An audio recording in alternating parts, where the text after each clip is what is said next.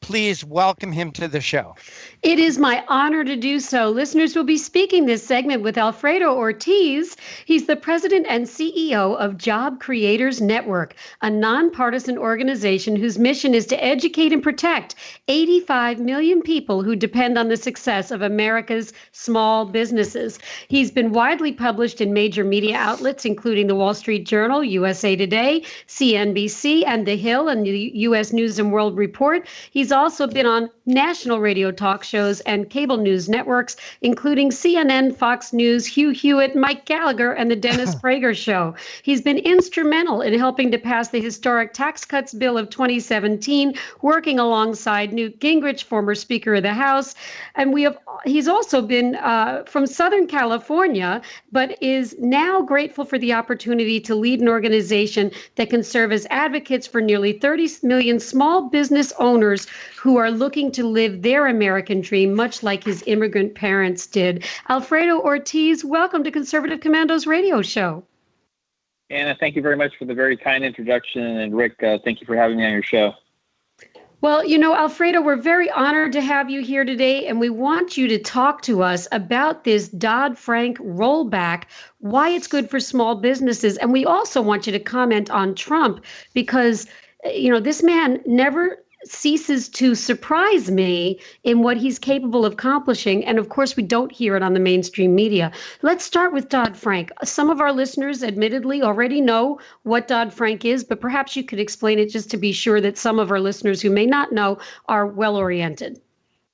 Sure, absolutely. And the one thing about Donald Trump I'll say is Trump means business, and I'll tell you why it means business, which has been wonderful to our small business owners across the country.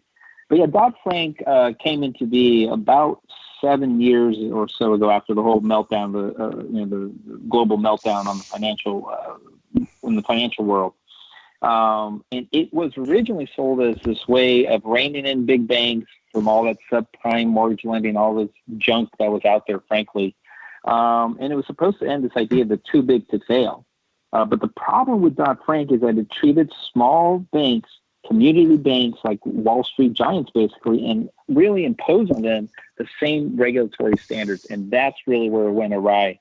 In fact, Dodd-Frank imposed more than 400 new regulations on banks. Now, if you're a really big bank, a Wells Fargo, Bank of America, frankly, these multi-billion-dollar banks, they easily absorb the regulatory costs because they could. But the small banks just couldn't. And that's really what happened. And because of that, we lost about 2,200 banks over a span of basically 5 years. And primarily, and this is the biggest issue of all for our small business owners, the disappearance of small banks is what really impacted community lending, business lending for small business owners across the board. And that was the crisis that has really hit our small business owners. And so that's why this rollback that just happened with the President signed into law yesterday is so important for all of our small businesses across the country. Now, we talk about economy, and many people think that when we're talking about creating jobs, we ought to focus on those mid-sized to larger corporations. But we know better than that, Alfredo, because we know that the backbone of any healthy economy is the ability of small businesses to not only survive, but thrive. It's the growth of that small business that gives the most immediate impact to job creation and right at the base level. And of course, that's going to trickle up, not the down approach, but the up approach from the grassroots up. So those smaller businesses with their growth tendencies then obviously stimulate growth in the other strata as well. So talk to us about these small businesses. I mean, obviously the loss of the banks, I know that the cost of banking has gone up as well. And I think it's also incidental to the dynamics that you just described. That affects small businesses because it hits them right at their bottom line. But, we talk about folks being out of work. There are those that have fallen off the grid. Many of them have tried to open a small business in order to survive. And those are the folks that we need to have not just survive, but thrive. Talk to us about it. Yeah, that's absolutely, Anna, you hit it right on the nose here. 2/3 of new job growth in the country is really in the hands of small business owners. Imagine that, 2/3 of new job growth. And so, what the Obama administration was thinking by imposing these kinds of rules on, community banks, which, a lot of these did what we called character loans. I'm sure you've probably heard of those. I mean, those completely went away because they just couldn't afford it. And the regulations that they impose on these small banks were just so big. And so, to your point, folks that wanted to open up a small business, that wanted to go down their street to their community banks, they couldn't do that anymore. One, because the regulations were either too high and imposed on these banks, so they couldn't even do it, or the bank was just gone. I mean, that's the bottom line.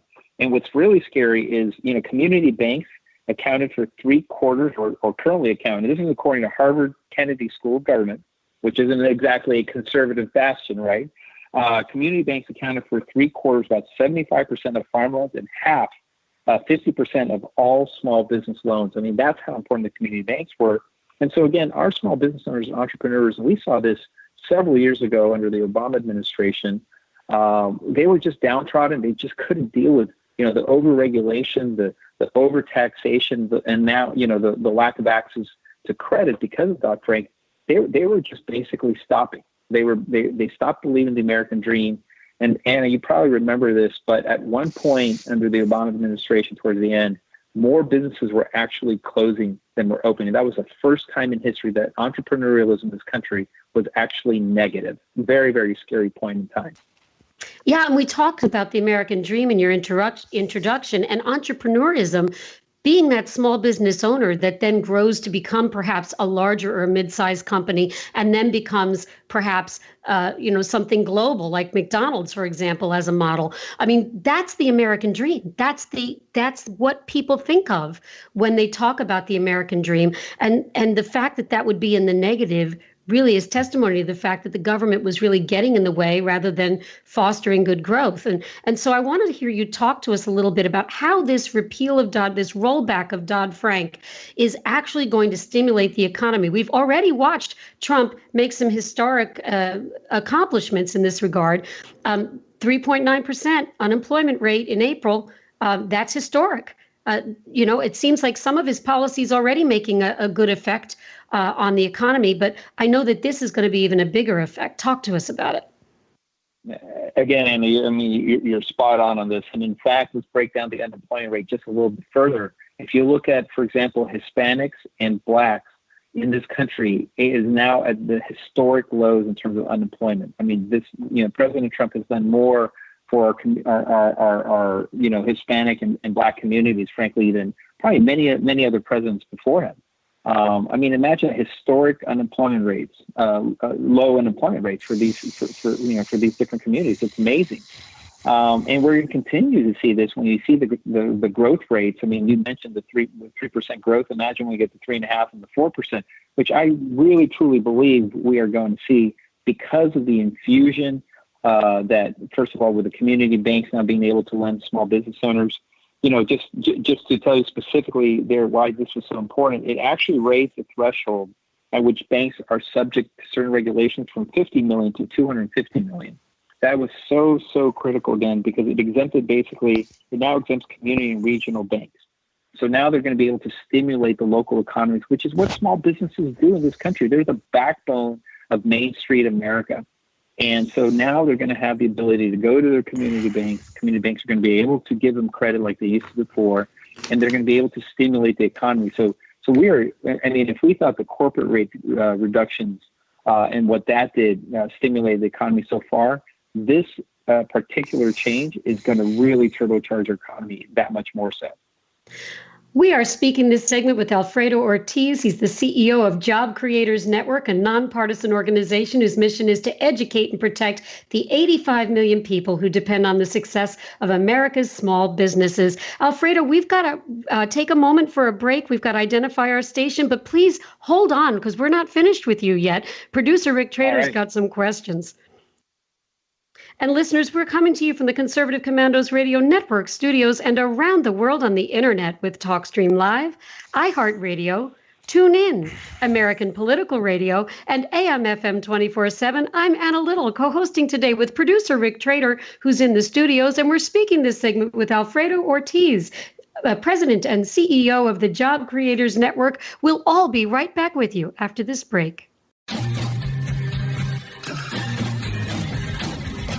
The Conservative Commandos Radio Show is the commander of the Conservative Commandos Radio Network. We've established a front line of conservative leaders and ironclad patriots to revive the promise of America. There must be some kind of way out of here. We patriots have succeeded in securing the next 4 years of American prosperity, sovereignty, and liberty under President Donald Trump. But the fight is never over, and we must be forever vigilant. Businessman there, drink my wine. Do you have a passion for American values? Do you believe in preserving the American dream? If so, listen to the Conservative Commandos Radio Network or around the world on the internet at ccrshow.com and ccrsnetwork.com. Check out our websites for rebroadcasts and network updates. We are the Conservative Commandos Radio Network, where even more newsmakers go to be heard. This is J.D. Manier, co-host on the Conservative Commandos radio show. Are you among the millions of Americans who feel uncertain when it comes to their health care? We're happy to inform you that there is a solution, and that solution is Liberty Health Share. Liberty Health Share is a community of like-minded people that work together to pay for their medical costs. There are no networks, so you get to choose your doctor and hospital. Liberty Health Share allows you to easily decide how, when, and where you will access health care. It could be the best practical, moral, and economical choice for you and your family, starting at $107 a month for a single, up to $449 a month for a family. That's mom, dad, and all kids. This is the way healthcare should be. For more information, call 855-585-4237 or visit libertyhealthshare.org. That's libertyhealthshare.org and regain control over your healthcare costs. Together, we're changing healthcare for good. I'm Sharon Engel, and I approve this message. Congressional District 2 is a winnable seat where Trump won. The reality is the president can lead, but he cannot do it alone. In Congress, we contend with the Republicans who often do not support what the American people mandated on Election Day. Republicans in D.C. could lose this golden opportunity, and sadly, the biggest beneficiaries will be the establishment and crony capitalism. America is closely divided, with Nevada on the front lines of this ideological battle. You can help. Give online at SharonEngel.com or mail a contribution to P.O. Box 17373, Reno, Nevada 89511. Sharon is great. America deserves better. If you care more about sound ideas than negative sound bites, if you think it's time to end the bailouts, end the power of the special interests, and above all, take back the America we love, then please visit SharonEngel.com and contribute today. Paid for by Sharon Engel for Congress.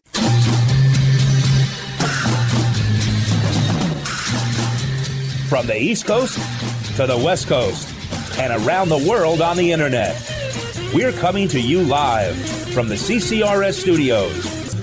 This is the Conservative Commandos Radio Show with your host, Rick Trader. The Conservative Commandos Radio Show, where the newsmakers go to be heard.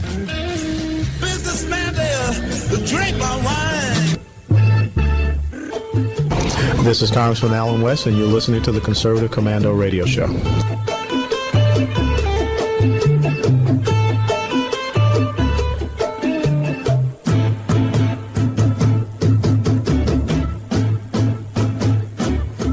And thank you for staying with us. This is the Conservative Commandos Radio Show with Anna Little and yours truly, Rick Trader.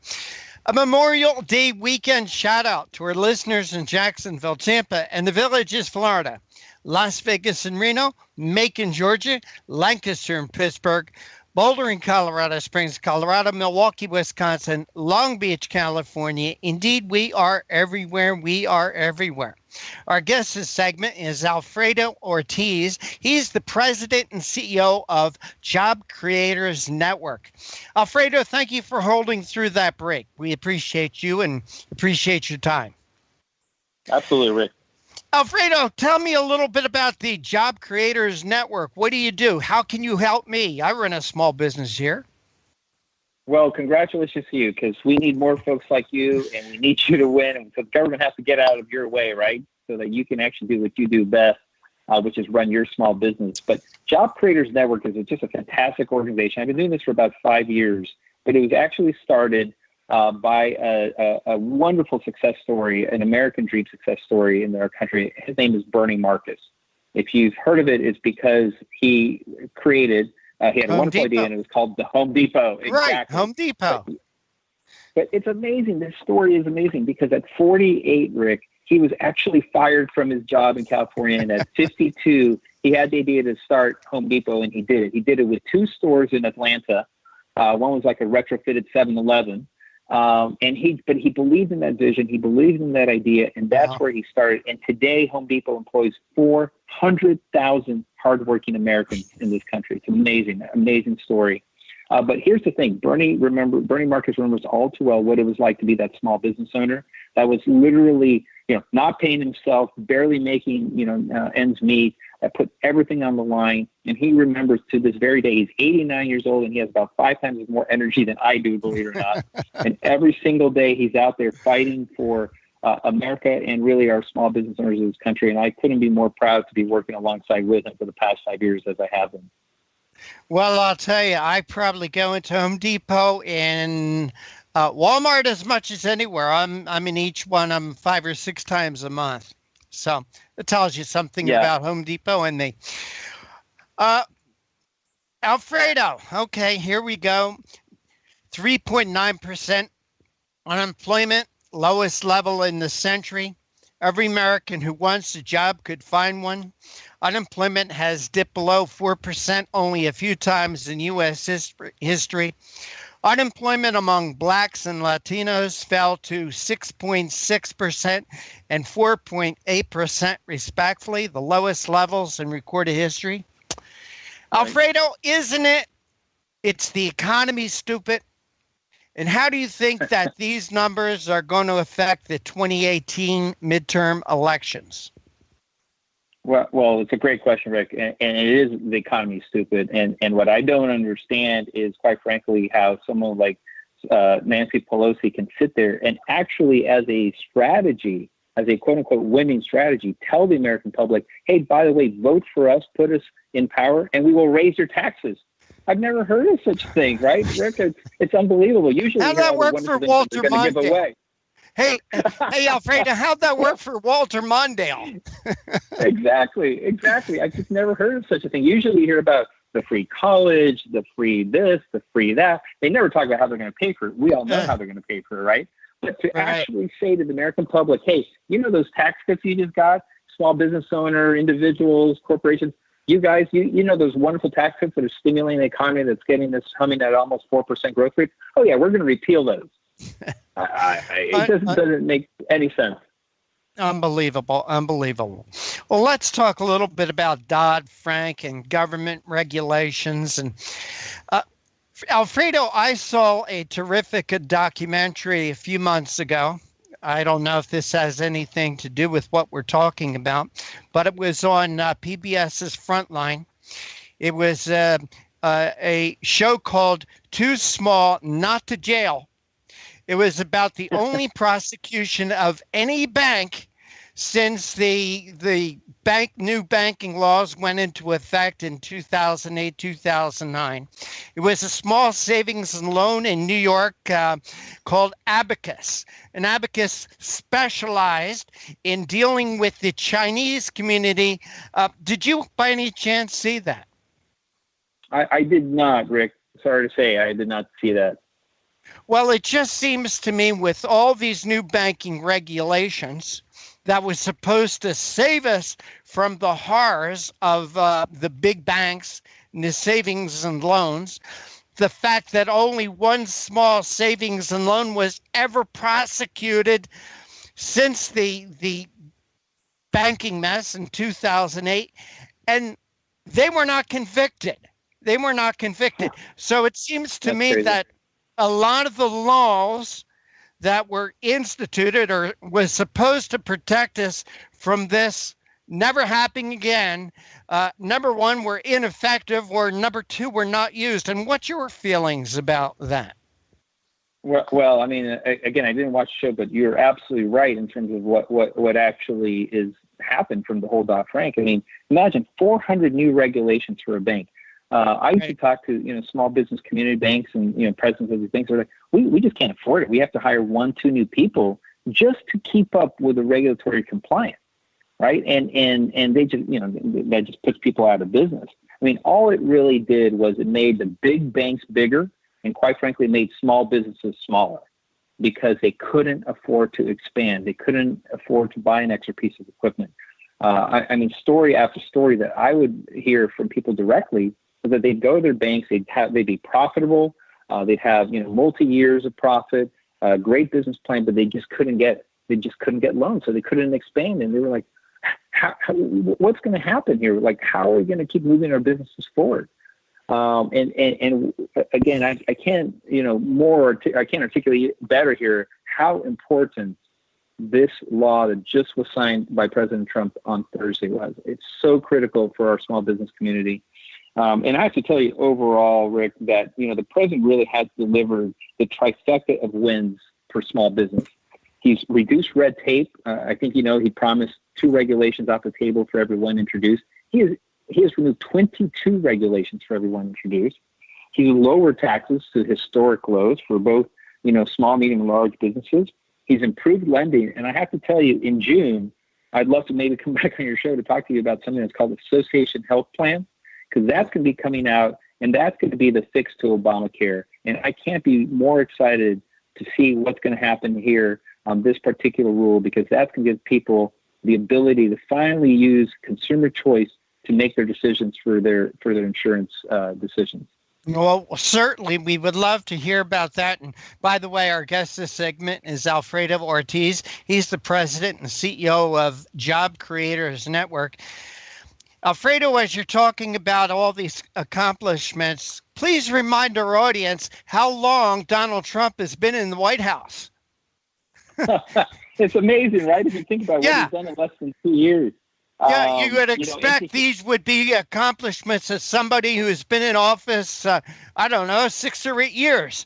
I mean, look how long Obama was in office, and he never did anything like this. No, it's incredible, and I don't know, but I just received word that President Trump signed an executive order making it easier for federal government to fire employees that are underperformers. Imagine that.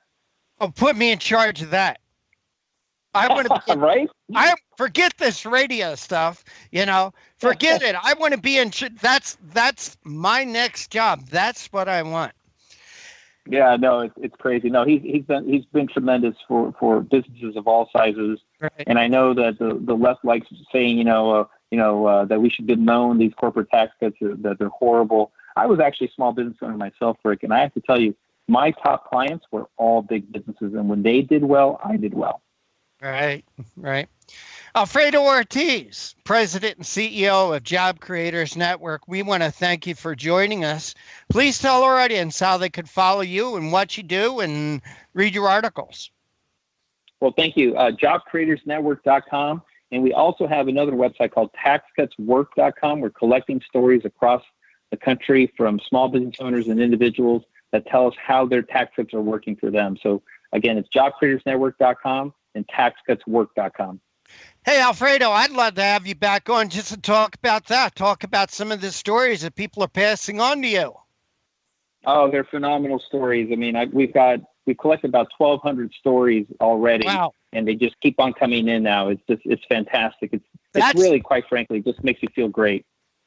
I'm so good at telling people what to do and how to run your life. You need to write a book about it. Put in these stories. Oh, Alfredo they're Ortiz. Phenomenal. Alfredo Ortiz, again, thank you for joining us. Take care, God bless, and have a wonderful Memorial Day weekend.